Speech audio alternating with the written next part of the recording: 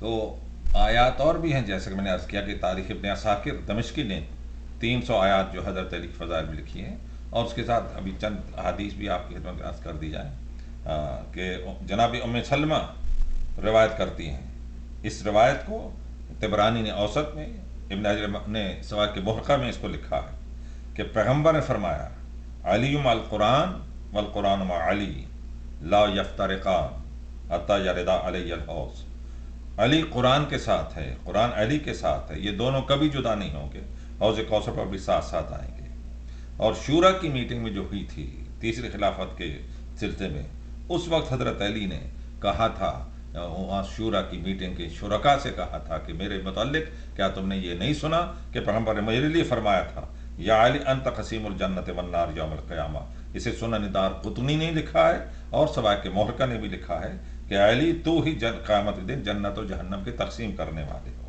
اور اسی طرح عمران ابن حسین راوی ہے کہ پیغمبر نے فرمایا کہ جب پیغمبر کے پاس کچھ لوگوں نے حضرت علی کے متعلق اعتراض کیا تو آپ نے فرمایا ما تريدون من علی ما تريدون من علی ان علی منی وانا منہ. علی تم علی کے متعلق کیا ارادہ کرتے ہو، کیا چاہتے ہو تم علی کے متعلق؟ علی مجھ سے ہے اور میں علی سے ہوں. وہ ولی کل مومن بعدی. اسے ترمذی نے، صحیح ترمذی نے سوائے کے محرقہ میں، مستدرک حاکم نے اس روایت کو بھی لکھا ہے. اور اس لحاظ سے اس کے ساتھ ساتھ پھر پیغمبر کی ایک اور حدیث ہے من اراد ان ينظر الى آدم فی علمہ وإلی نوح فی تقواہ. جو یہ چاہتا ہے کہ وہ آدم کو ان کے علم میں دیکھنا چاہے اور نوح کو ان کے تقوی میں دیکھنا چاہے، وإلی ابراہیم فی خلتہ، اور ابراہیم کو ان کی خلت میں دیکھنا چاہے، وإلی موسیٰ فی ہیبتہ، اور موسیٰ کو ان کی ہیبت میں دیکھنا چاہے، وإلی عیسیٰ فی عبادتہ، اور عیسیٰ کو ان کی عبادت میں دیکھتا جائے، فلینظر الی علی بن ابی طالب، تو وہ علی بن ابی طالب کی طرف دیکھ رہے. اس کو رازی نے اربعین نے اس روایت کو لکھا، اور فضائل صحابہ میں بہقی نے اس آیت کو لکھا ہے.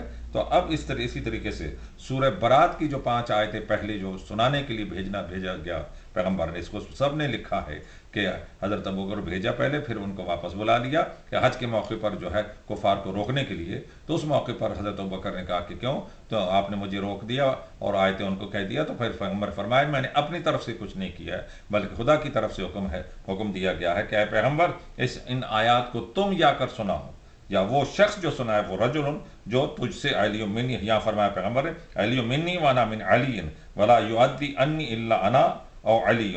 علی مجھ سے ہے اور میں علی سے ہوں، اور مجھ سے نہیں پہنچا سکتا میری طرف سے سوائے یا میں خود پہنچاؤں یا علی ابن ابی طالب پہنچائیں. اسے ترمذی نے لکھا ہے، نسائی نے لکھا ہے اس حدیث کو، سوائے کے محرقہ میں ابن حجر نے اس حدیث کو لکھا ہے.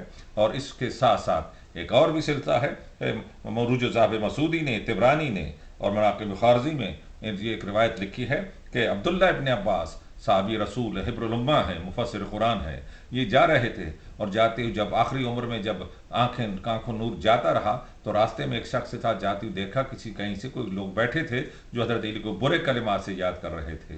تو حضرت انہوں نے کہا مجھے ان کے پاس لے جاؤ. جب لے گئے تو وہاں سے انہوں نے کہا ایکم الصاب لرسول اللہ، تم میں سے کون ایسا ہے جو رسول کو گالی دے رہا ہے، تم سے کون ایسا ہے جو رسول کو گالی دے رہا ہے. انہوں نے کہا استغفر اللہ ہم مسلمان ہیں. پھر فرمایا تم میں سے کون ہے جو علی بن ابی طالب کو گالی دے رہا ہے. اس لیے کہ میں نے پیغمبر سے سنا ہے من سب علی فقط سبنی ومن سبنی فقط سب اللہ. جس نے علی کو گالی دی اس نے مجھے گالی دی، جس نے مجھے گالی دی اس نے خدا کو گالی دی.